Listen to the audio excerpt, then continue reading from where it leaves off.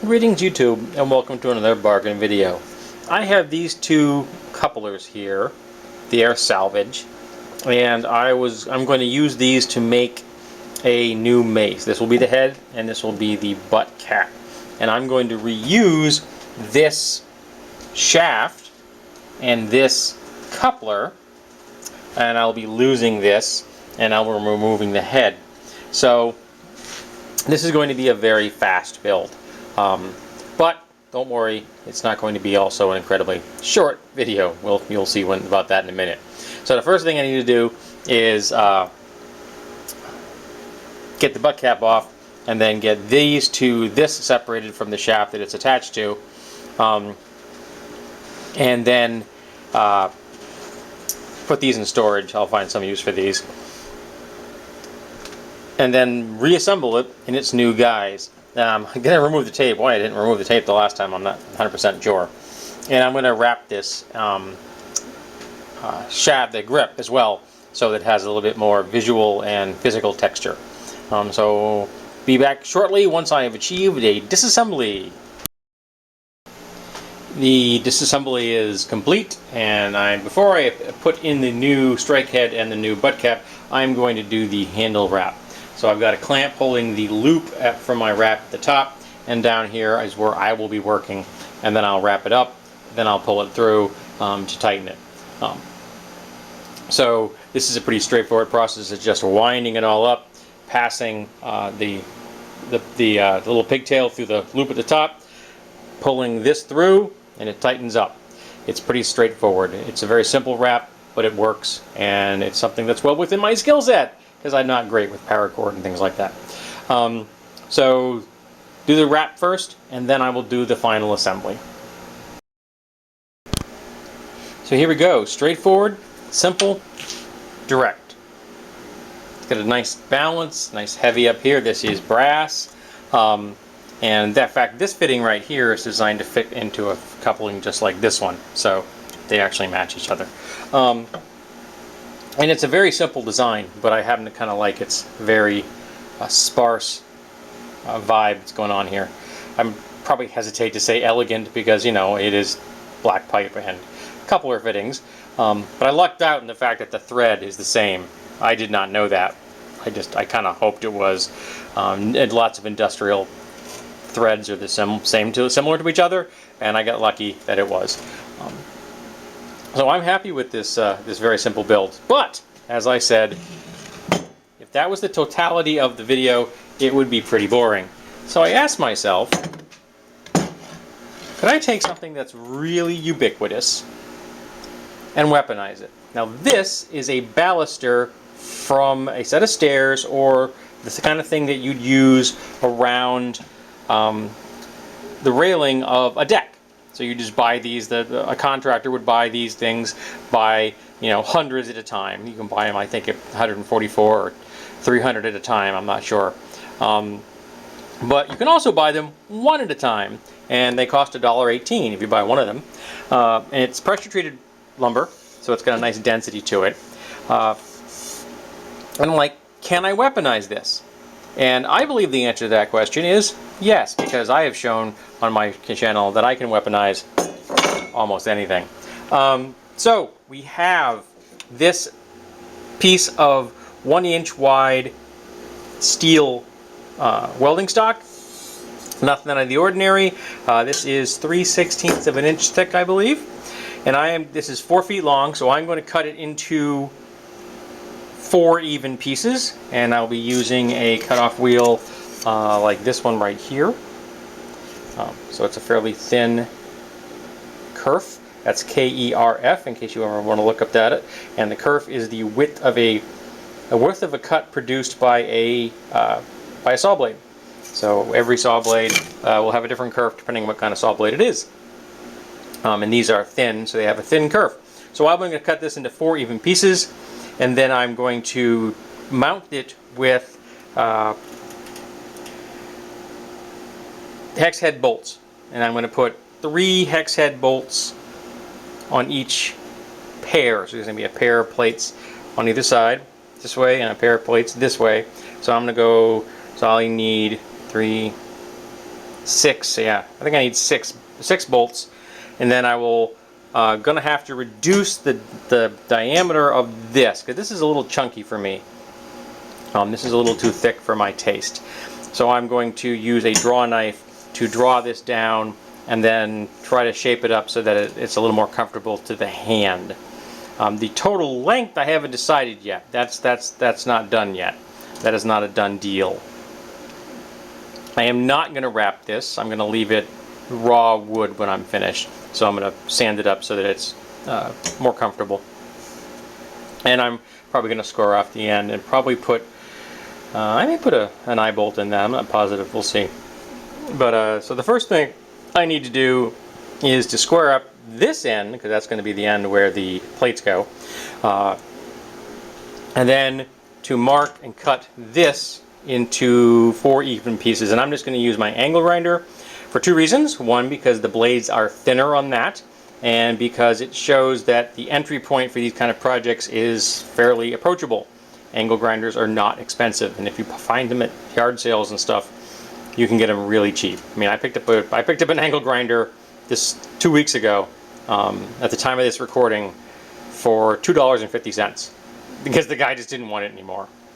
And so you can get into this hobby cheaply if you keep your eyes open and you have a nose for a deal. And there's some olfactory and visual puns there for you. Alrighty, so cut this down, cut the end off this, then cut this, mark this, and then cut this into 4 even pieces.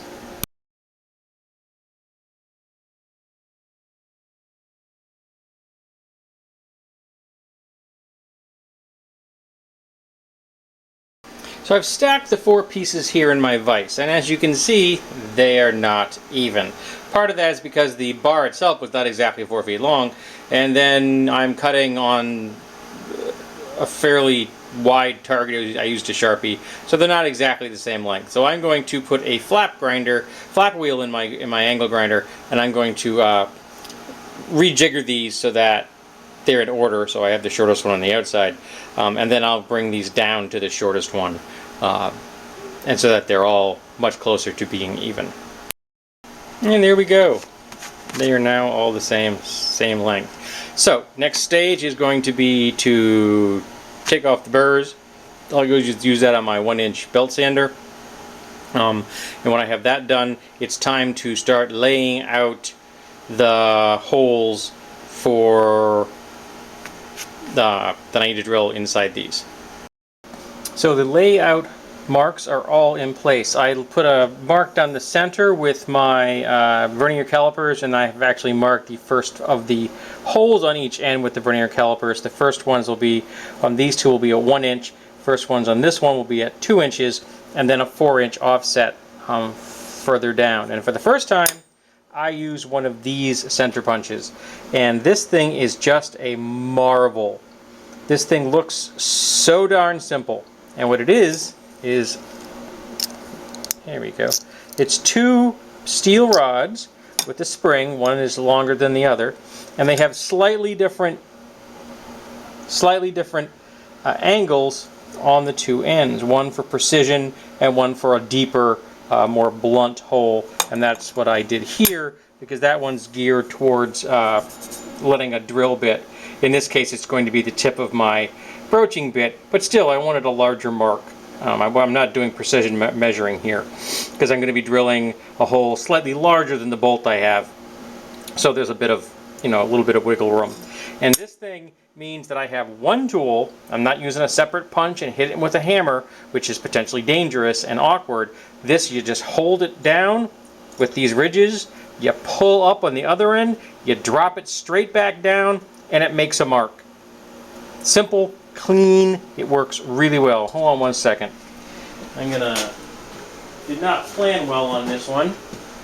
I should have gotten there we go. The spring tool, hammerless center punch and prick punch, industrial grade, precision accuracy, patent design, lifetime warranty, 3,500 psi force, performance guaranteed. And I agree.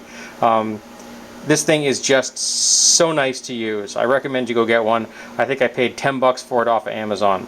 So do yourself a favor and go get one of these things. So all the holes are now drilled, and once again I cannot stress how much I love my Blair Roto-Broach bits. I actually got the wrong bit in there for that hole, but once I get the bolt in there, you'll never see it. And the other two are the correct size, and all the rest are the correct size. But you know, like I said, I'm not perfect. I live and learn. So now that I have all of these done, now I need to lay out a 1-inch hole here, drill 1 inch, 5, 9, and then 2, 6, 10 on the other side, drill them out, and then I'll be able to mount these on my piece. And once I have these mounted, I'm actually going to mount them. I may clean up the ends in case the ends end up being a little long. We'll see how that goes. I got these, they're very close to exactly the size I need, so I may not have to clean the ends up at all. Once I have that, then I'm going to figure out how much of this I want as handle, and then once I figure that out, I will then knock the corners off with a draw knife so that the whole thing is closer to being round. It's not going to end up being round. It's going to end up being roundish, but I am also going for a post-apocalyptic theme, so like I said, I allow myself a certain amount of wiggle room. So there you go. This is good. This is nice. I'm really happy with it. And the brooch does such a nice clean hole in this mild steel. It really is a pleasure to process, even if his doing this many holes is a little on the tedious side. So the holes are all done in the shaft, plates are all set, and I have my fasteners. So now I'm going to assemble the entire thing. Once I have it assembled, then I will figure out where I want to start the narrowing and how long I want the handle to be. Give it a couple of swings, decide if I want a full length. Do I want a 36-inch, which could give it basically a 1/3. This would be a roughly 1/3 of the overall unit, or do I want something that's only 30 inches long, something a little shorter. We'll see what I want visually and what it feels like when I swing it around. And then we're going to reduce the diameter of the shaft. But I want to cut the shaft off first because I don't want to reduce the diameter of the shaft for any more wood than I have to remove. I'm not a glutton for punishment. So here we have the finished piece. It is sitting in the vise because it's just an easier place to hold it while I'm demonstrating it. Now I used my draw knife to round this off and make it much more comfortable, and it's a good size for me, and I decided to keep it the full length because for me this is a two-handed weapon. This is not a light weapon in the least. This is a significant heavy mace. When you hit somebody with this, they are going to feel it. There's not going to be any just shaking that one off. And I had a significant blowout right here where I hit the draw knife and the draw knife had grabbed some grain and I just lost a chunk right there. So it took me a bit to get that to be smooth because well, I am not that horrible at sharpening my draw knife. I still need a lot of practice with it. What I really need is especially the bench where you can actually grip a piece of wood properly while you're working on it with a plane or a draw knife, especially with a draw knife, because I do not have, using it here in the vise, it's difficult to work on it. I can't manipulate it quickly and efficiently in all the angles so that I'm drawing the knife in a nice straight process, because I'm kind of having to, because the way this is shaped, I'm having to come at an angle, so I did not get the grain perfect. But it's smooth, it fits my hands well. This would be usable by anybody. Like I said, this is a very simple, straightforward design. The nice thing about a mace is that there's no edge alignment.